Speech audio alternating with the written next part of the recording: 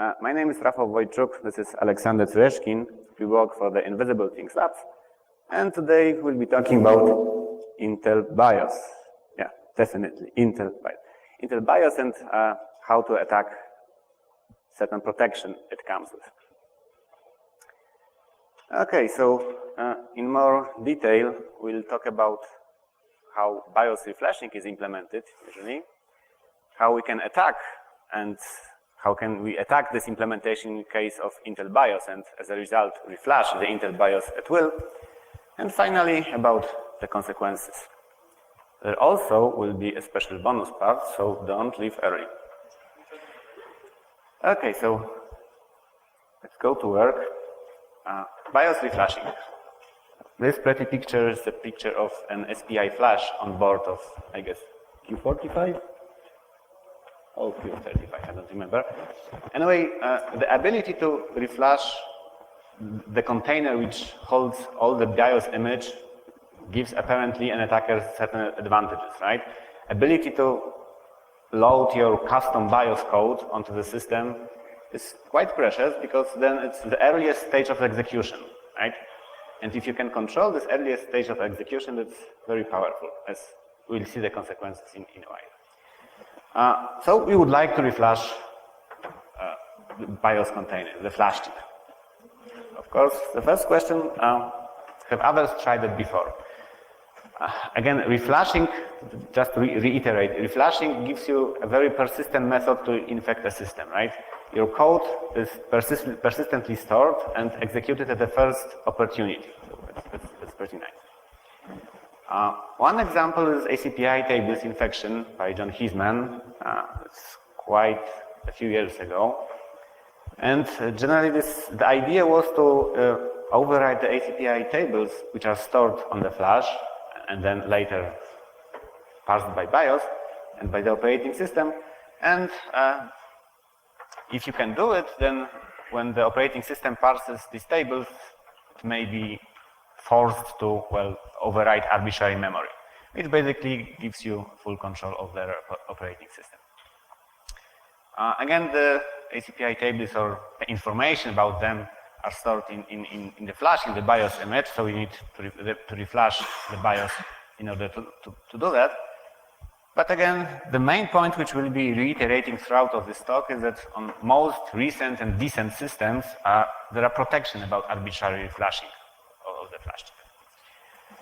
There is a very recent paper and presentation by BIOS infection by the core guys, and I took the liberty to quote some slides.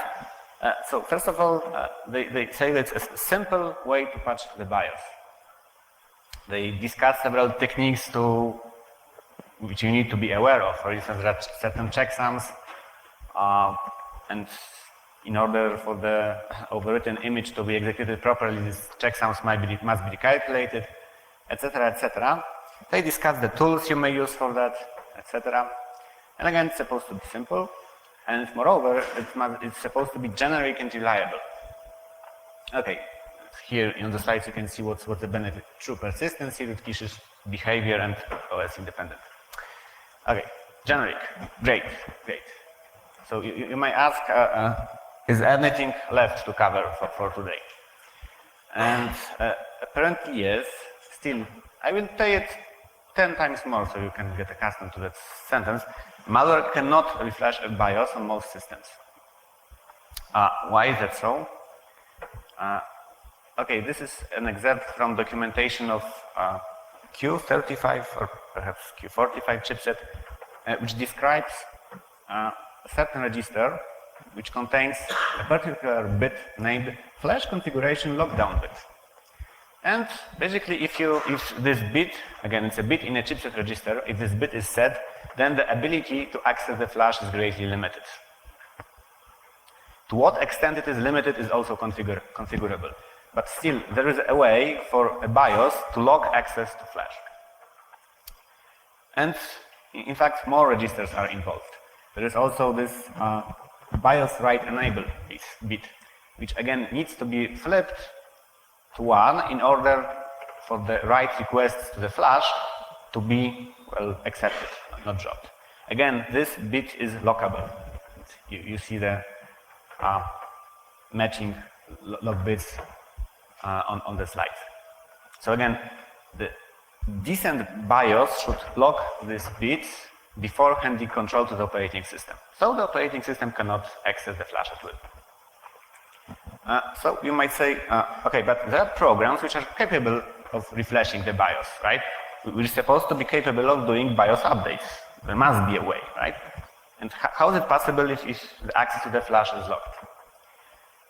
The point is that at least the decent tools, they do not perform the flashing, actual flashing by themselves. They only schedule a flash. They leave a note in some storage like CMOS or in system memory saying, dear BIOS, the next time you reboot, would you please apply this update before you set the locks on the relevant registers.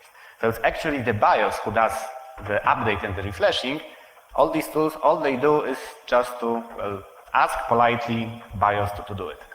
And of course, this polite request will be fulfilled only if the submitted update is somehow authenticated, for instance, signed by appropriate key. Okay, so what we are doing today is trying to show you an attack against a BIOS who is properly designed, takes care of locking access to the flash, and again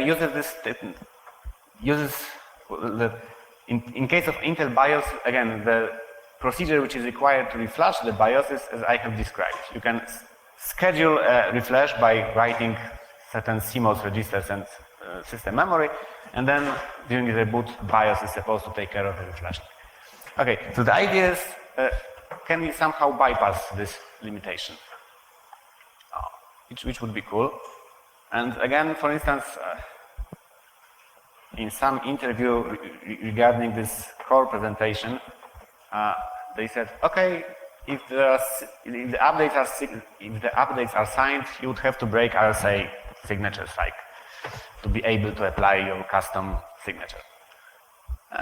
Breaking RSA is not what we do routinely, unless not in our work time, so we had to figure out other way to do it. Okay, so up until today, what follows? So the idea, instead of breaking RSA, and other ideas, the idea is that we might like to exploit some bug in BIOS, a common coding error like buffer overflow, something like that. And by that means, we can get access to the very early stage of BIOS execution, when again the locks on the registers are not set. That would be nice, right? Just as more common exploits take control over a browser, we'll take control over the BIOS and instruct it, then we'll be able to access the flash. The tiny issue is that early BIOS code usually takes no external, so potentially malicious input. And how are we supposed to somehow hack this code when we cannot feed anything to it, right? We cannot, it's not that easy to find a way to feed it some malicious output, malformed input. One exception you may think of is PXE boot code, which of course must implement some networking stack, and well, it's not necessarily that's a lot of code. And again, it must parse, say, network packets, right? So it looks like a target, but that code is executed too late.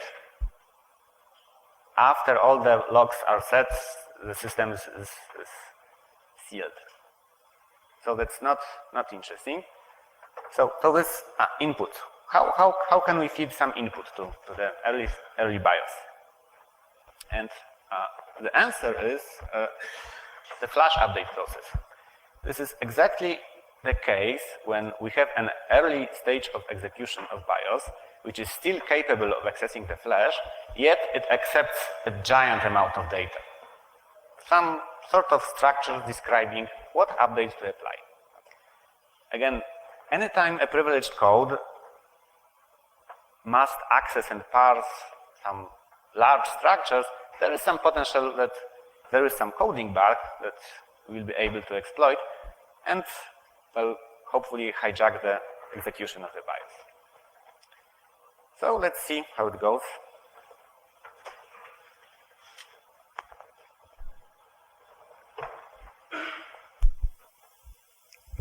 So, what is the idea of attacking the BIOS?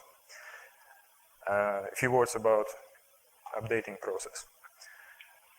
BIO update contains a few firmware volumes.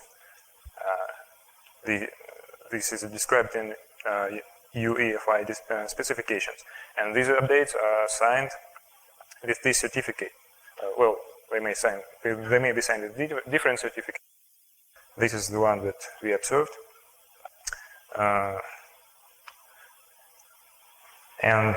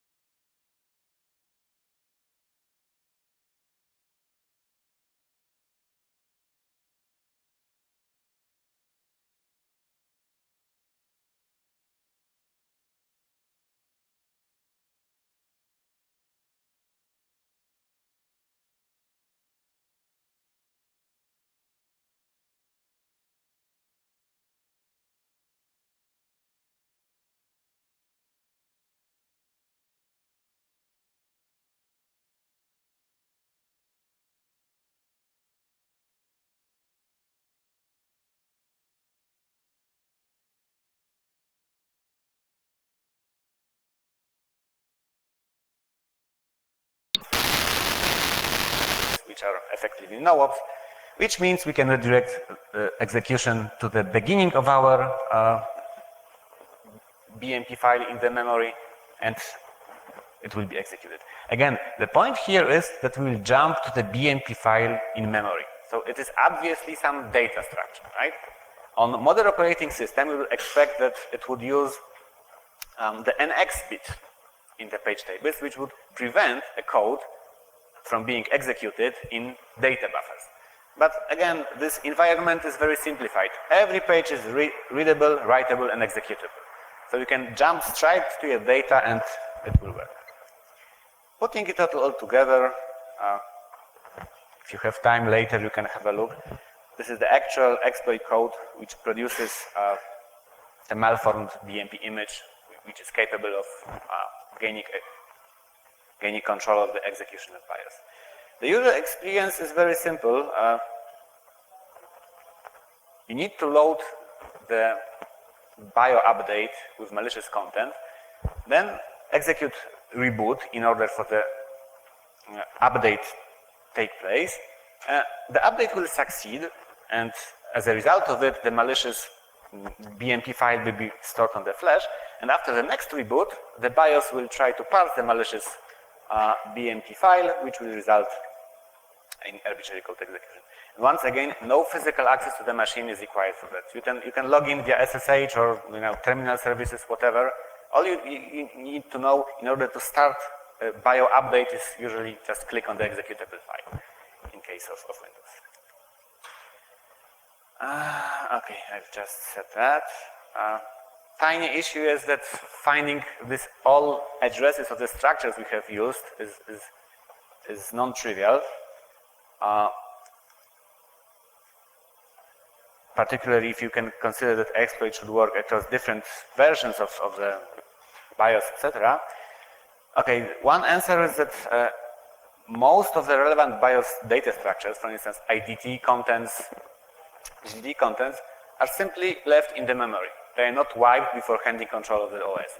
So if you just take care of not destroying the upper memory regions at the startup routines of your operating system, you will see all the structures where they were previously.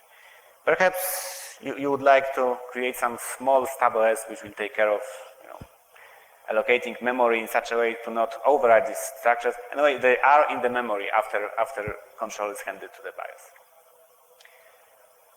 We have not implemented that in case of Linux, for instance. It's enough to limit the amount of memory it's allowed to touch, and then in the upper memory all the structures are there. Okay.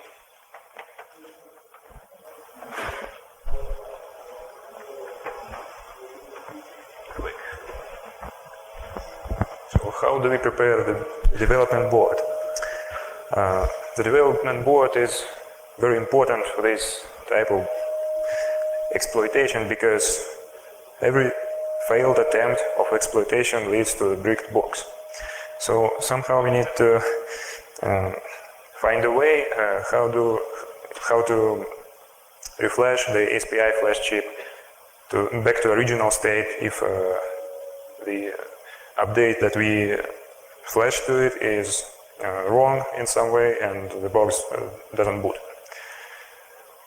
So this is the SPI flash chip, and there is a picture of special socket which is soldered to this to the original place where this chip is located, and this is the device which we use to program the chip. So this is a very convenient way of reverting the changes back or trying some custom flash, for example. But still the exploit is software only, so this hardware was used only for testing purposes, and it was necessary to develop the exploit. So what are the consequences of a BIOS reflash?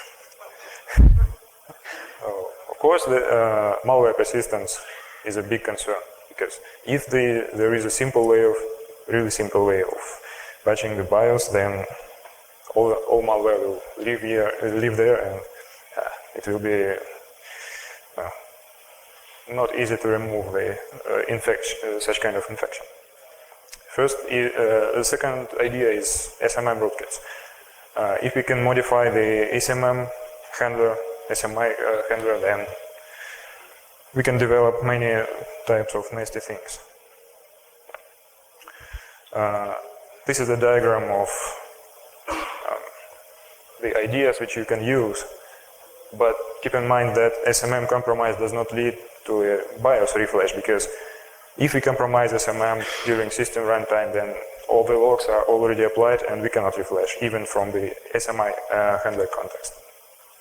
But if we can reflash the code, then we can patch SMI during the boot stage, for example.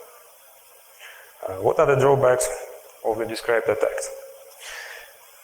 Of course, everything which was discussed was very firmware specific.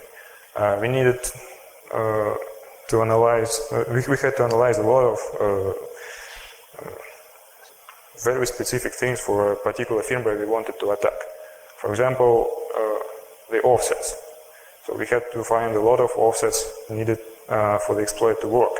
You saw the slide with these numbers for the page offsets for page tables and stuff like this. And the debugging is very complex. However, we showed that it is possible to bypass the firmware protection on one of the most secure BIOSes in the latest hardware. Keep in mind that BIOS holds the keys to this system, very interesting system capabilities, such as like flash access, remapping registers, logs for the flash reflashing the flash, and these registers are normally locked by the BIOS. So it's very interesting to get this the code execution while these locks are not applied. And now, special bonus. We hope that some fireworks would appear, at least flashing lights. Just one more remark. You know, the access to the remapping registers was very important in case of our research on AMT, because that was by manipulating the remapping registers, we were able to gain access to running AMT code, as you may have heard if you attended our previous talk. So, in fact, one of the key reasons why we did this research was we tried to get access to remapping registers on the newer board, on Q45. And okay, we succeeded in that.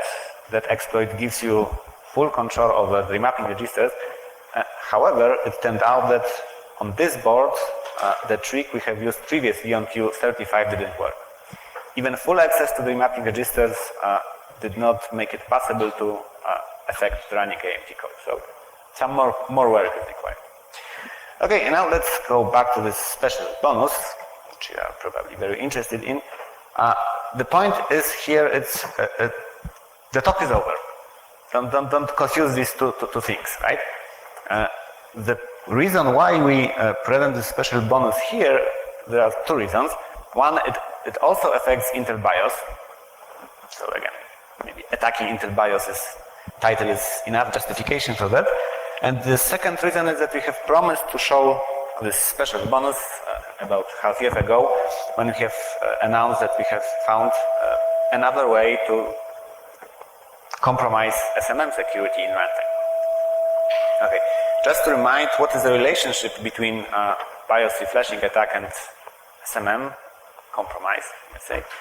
Well, of course, if you can do the reflash of the BIOS, that means you can reflash the routine that initializes the SMM content, right, before the SMM lock is applied. So apparently, ability to reflash BIOS means SMM compromise. But not the other way. If compromise of SMM memory does not immediately gives you ability to do the BIOS reflash attack. I don't know, but for some reason in February, when we have discussed this TXT bypass attack, people were saying that, and then published the paper of the caching bug, which allows to take control of the SMM. There was some remarks then, okay, this SMM attacks means true persistence, and BIOS override. I don't know. So no, SMM compromise does not mean ability to BIOS reflash. Okay, some few words about the history of SMM research and vulnerabilities. Okay, the first one and widely known publication which touched the subject of SMM is the one by Loïc Duflot. And again, in this paper, he has shown that if we have the ability to control SMM content, it gives us quite interesting abilities. For instance, he was able to bypass the secure level in OpenBSD. But no mention how to get into SMM, right? Again, SMM is protected by the chipsets. So normally, code running on the processor in normal context is not capable of accessing SMM. Then in 2008, precisely in Black Hat conference at this very place, Shay Sparks and Sean Enbeton shown SMM rootkits. They show that it's possible to write SMM code capable of quite interesting rootkit capability. For instance, capturing keystroke and sending them back over the net. But again, no word how to get into SMM. Both these papers were focusing on the machines from like 2006 or earlier when some vendors didn't lock access to SMM memory, which is, again, not applicable today. But then during the last edition of Black Hat USA, we have shown the memory mapping bug, which allowed us to access SMM memory on Q45. Another known so far publication is from February, when we have described a caching attack, which again allowed access to SMM. It was, Loïc Duflot has found it independently and probably earlier, but it was published at the same time. And finally is what we have now. Again, the two attacks published before that really gave you access to SMM have an interesting property. They did not rely on the vulnerabilities present in SMM code itself. So it was not a buffer overflow, nothing like that. Rather, they exploited some weaknesses in surrounding mechanisms, right? In the caching semantics of a processor, in remapping semantics of the chipset. So it was rather issues with the, maybe not entirely bug, but issues with the processor and with the chipset. But it happens that the issue we're talking about now is different. We'll not bore you with repeating all the known stuff. We discovered it half a year ago, and it was used in our presentation about TXT bypassing.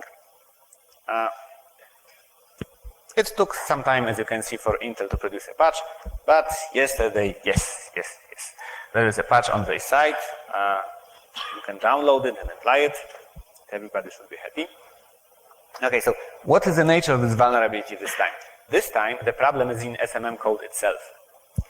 It's not in the chipset, not in the processor, it's a software vulnerability, purely software vulnerability, which is something different and perhaps interesting. It happens that portions of the SMM code, by the way, again, it's 64 bits. Intel has some bias for 64-bit code, but it's perfectly understandable why. There is this little piece of code in the SMM handler, which reads some location in the SMM memory, extracts a pointer from that, and that treats this pointer as a pointer to a function table and calls third entry of that. And it's not scary. What is scary is that it happens that the value extracted here and put into array X is outside of SMM memory, is outside of TSEC. So it turns out that in some condition, SMM code reads some pointers from outside of SMM memory and dereferences them. That's bad. It happens that this particular address lives in ACPI non-volatile storage. It's a region in DRAM. It's reserved by BIOS on startup, and normally operating system doesn't touch it, but nothing prevents operating system from writing in there. So it means that in exploitation is pretty simple. Operating system can just overwrite all of the ACPI non-volatile storage with a pointer of your choice, and then all you have to do is to trigger SMI in a way which will result in the presented code being executed. So what happens is that SMM will read the memory it does not control, the memory which is not protected against access by the operating system, and then happily trust the contents of this memory, dereference it, and then it will execute the shell code. So here the problem is in the software. The problem is that the code which is executes in some protective confinement trusts the location of the memory outside of this confinement, right? Which is of course a programming flaw. Again, it has been patched. In fact, this very problem may affect more than only Intel boards.